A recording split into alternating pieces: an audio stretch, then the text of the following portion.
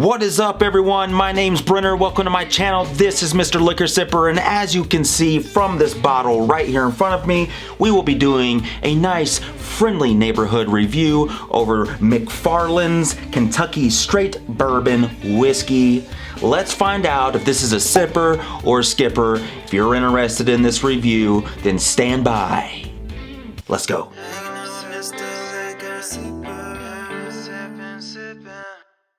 So a little bit of information about this. As you can see, it is the McFarlane's Reserve Kentucky Straight Bourbon Whiskey, handcrafted bourbon made in Kentucky. This comes in at a 45% alcohol by volume, thus being a 90 proof. This is aged a minimum of 3 years, so that already is a little bit of a red flag to me as far as aging is. I feel like sometimes a little bit older, at least 4 years, has been a good sweet spot, and my personal expertise as now it has been growing. 3 years just seems a little young, a little juvenile, kind of like my personality. The mash bill, so you guys and gals know, it is actually undisclosed. The color itself is a little bit light. Hard to see because I shoot this in a darker room. Maybe this camera can see how light it actually is. It is a very light honey type color, which also sometimes can be an indicator of the proof itself. This bottle was purchased a couple weeks ago, maybe about a month ago. It's just been kind of sitting up there on the shelf. I believe I bought it for about 25 bucks. It's not a bad buy. I think you can actually purchase this for a little bit cheaper or a little bit more depending on where you are. I think I've seen as low as 18 bucks for this bottle.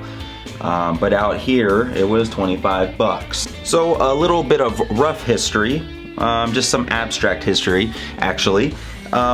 This is McFarlane's Reserve, not to be confused with Mr. Seth MacFarlane from Family Guy, the guy that does all the voices, I guess, and wrote Family Guy.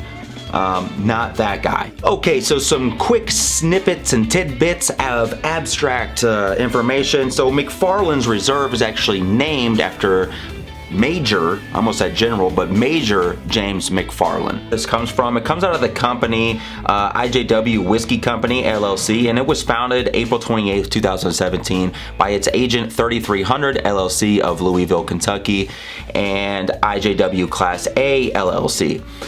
It is widely believed that IJW Whiskey Company, LLC is owned by Canada-based private equity firm Waterton Global Resource Management in collaboration with possibly a $130 million investor from the University of Michigan. There's not really a lot to say about that. It doesn't really disclose very much information. In reality, very little is really known about the secretive whiskey producer located in Danville, Kentucky, just off the grounds of the well-known Wilderness Trail Distillery. A few of the individuals involved with the organization include President David Dukey. Too many jokes for this one. And then Master Blender Steve Hughes and Master Distiller Kevin Curtis. Details on the operation are scant and far from transparent, but what can be deducted from their website. So you guys can go to the ijwwhiskey.com / and check out some of the information in more detail if you guys are interested in this. Alright, so McFarlane's Reserve Kentucky Straight Bourbon Whiskey is quote unquote distilled by rebels and tamed by wheat. This bourbon whiskey is made from a mash bill of at least 51% corn and aged for a minimum of 3 years in American oak barrels.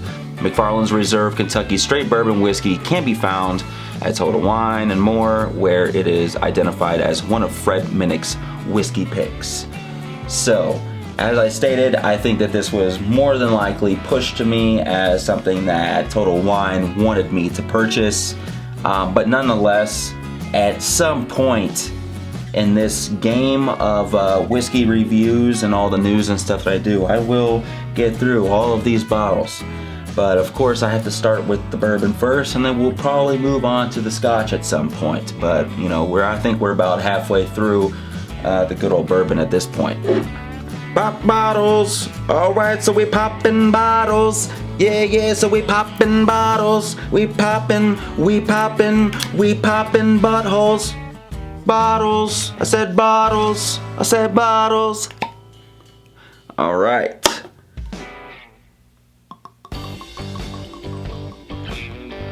Little pour. And then it's time to snore. Not much on that. It's a little... You know what's actually interesting is, as soon as I started pouring that, the aroma was pouring out of the bottle already. Like I could already smell that. I don't know what that's about. So, let's see. Let's try to get a nice little swirl here. As I always say, you gotta do a little swirl for the girls. And if you're a girl, then you gotta do a swirl for the guys. That doesn't sound as good though. So first and foremost, it's probably the most important thing that we do on this channel. It's nosing for newbies. Okay. All right, from the tip of the top and to the bottom of all bottoms, it smells. Oh man, what the? It smells like Tobey Maguire's Spider-Man spandex, moderately used. And moderately, I mean heavily. It also smells like the inside of an astronaut's helmet after he vomited all over and inside it. Also get some subtle, weird, I don't even know if I want to say this one, but it smells like an overused fleshlight that was never cleaned, and your wife's hidden dildo that was also never cleaned. Okay, enough of the weirdo shit. Let's go to the real nose. Get some cherry on that, mixed with a little bit of apple. Some strawberry. This one's very fruity. A little bit of the dried up apricots, something. I think it's apricots. I don't know, how do you guys say it? There's a little bit of butter and cream in there with obviously the oak that is definitely saturating the nose, and some noticeable alcohol that's going to hit the tongue and annihilate the taste buds. So let's go ahead and see. Will it kill my taste buds?